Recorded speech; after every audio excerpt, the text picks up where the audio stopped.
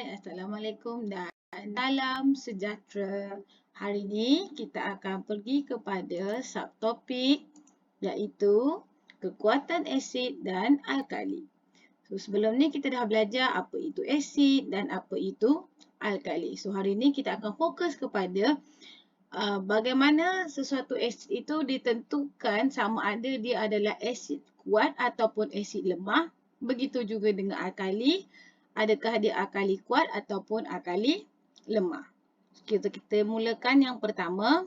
Apa yang kita maksudkan dengan asid kuat dan juga asid lemah? So, asid kuat di sini merujuk kepada asid yang boleh mengayon sepenuhnya.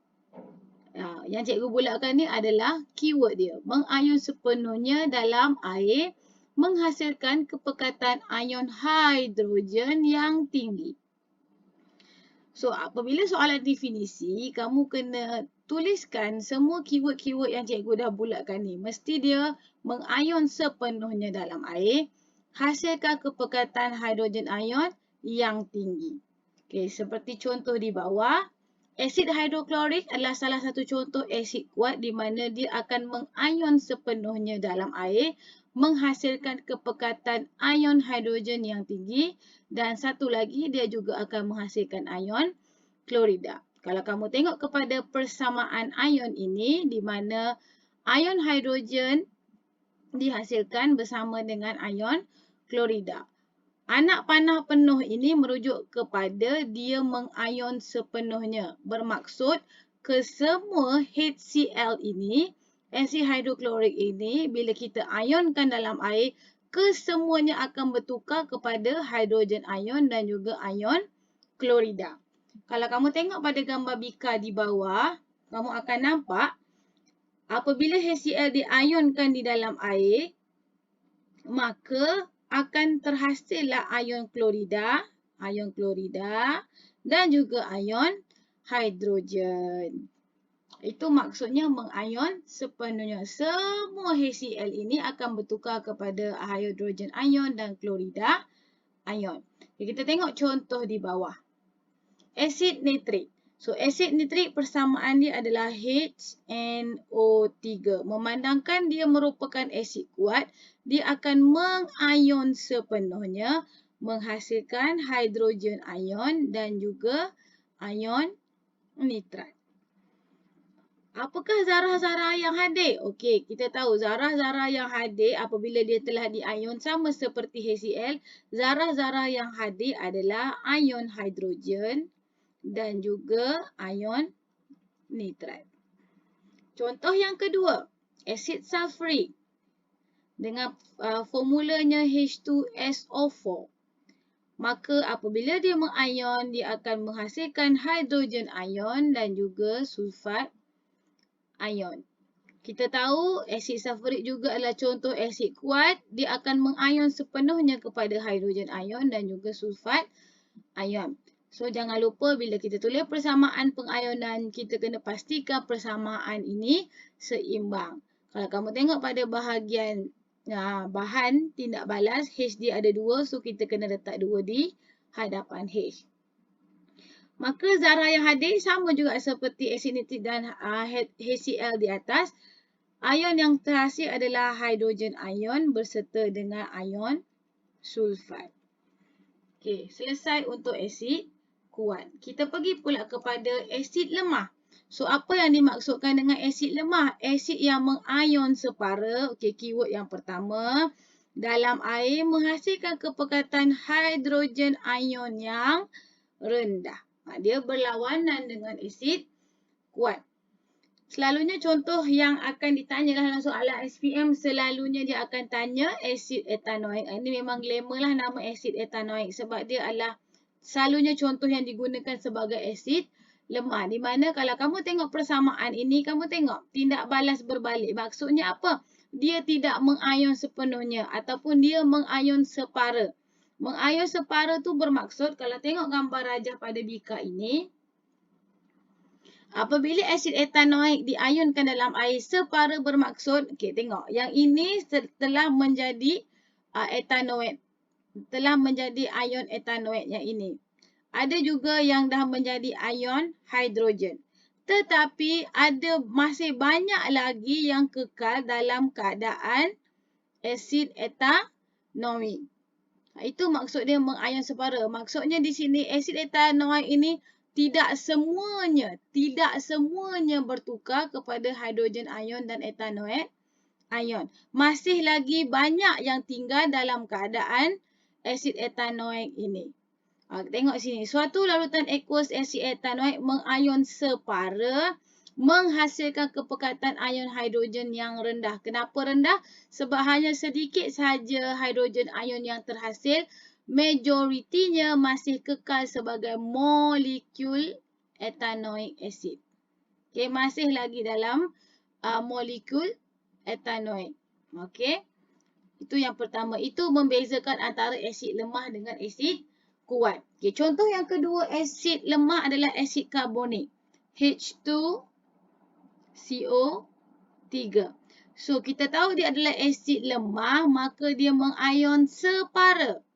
Dia akan hasilkan H+, betul.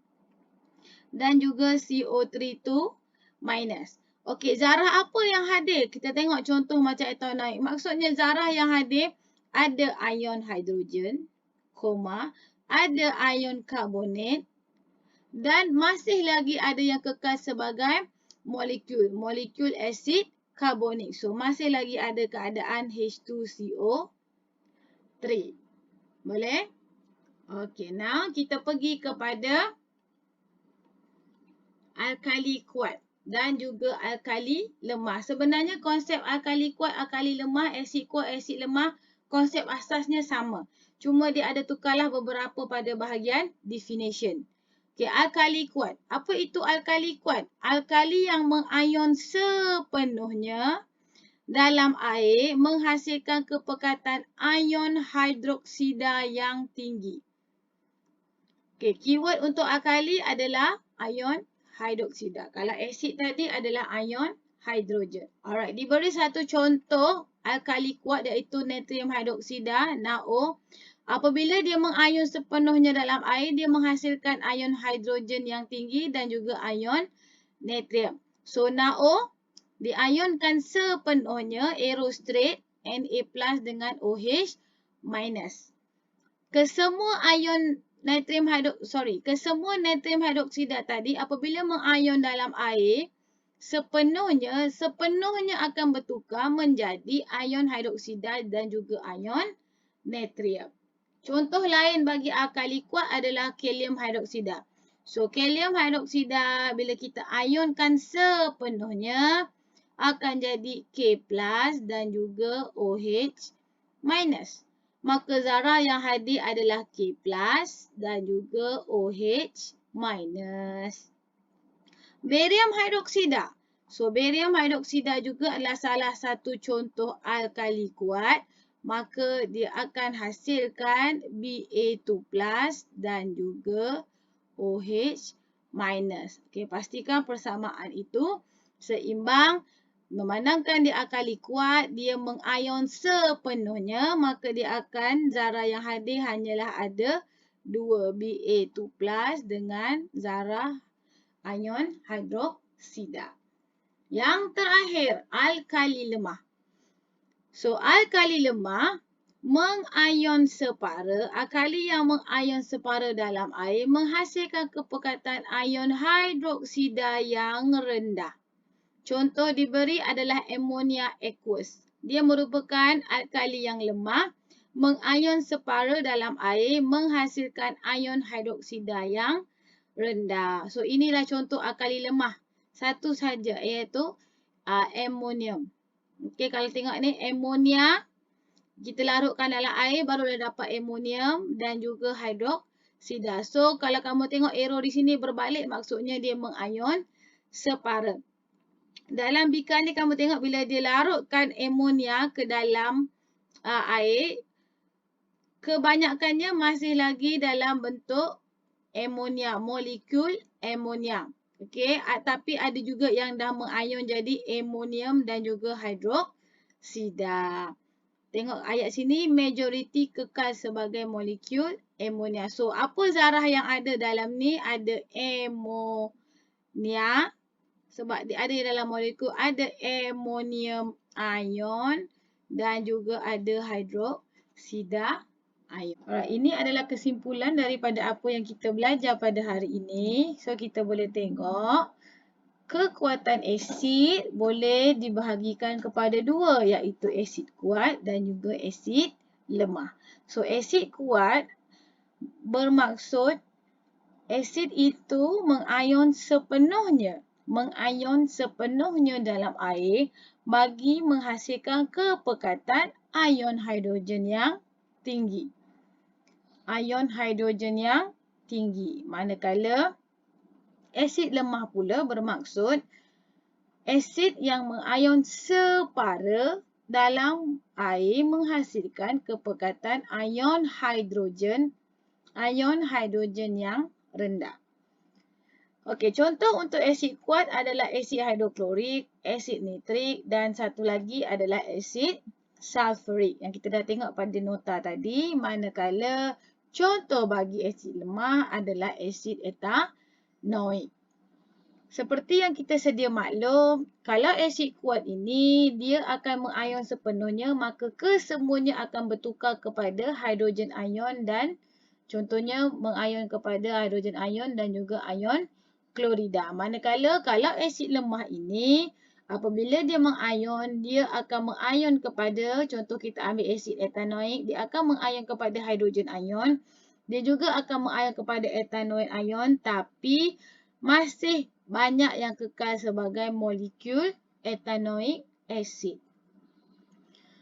Okey, kekuatan alkali dibagi kepada dua, alkali kuat dan juga alkali lemah. So, alkali kuat bermaksud alkali itu mengayon sepenuhnya dalam air menghasilkan kepekatan ion hidroksida yang tinggi. Bermaksud kalau alkali itu kita ayonkan, semuanya akan bertukar kepada, contoh kita ambil sodium hidroksida, semuanya akan bertukar kepada ion natrium dan juga ion hidroksida. Manakala alkali lemah bermaksud alkali yang mengayon separa dalam air menghasilkan kepekatan ion hidroksida yang rendah. Okey, menghasilkan kepekatan ion hidroksida yang rendah. Okey, contoh untuk alkali kuat adalah NaO, sodium hidroksida dan juga barium hidroksida. Macam cikgu cakap tadi, apabila NaO kita ayonkan sepenuhnya dalam air, dia akan hasilkan ion natrium dan juga ion hidroksida. Okey, contoh alkali lemah adalah amonium. Amonium, macam mana kita dapat amonium? Amonia itu tadi kita larutkan dalam air, berasal daripada amonia, larutkan dalam air, akan dapat amonium ion dan juga hidroksida ion. Tetapi masih lagi ada yang kekal dalam bentuk amonia, menunjukkan dia adalah alkali lemah. Okey, terima kasih.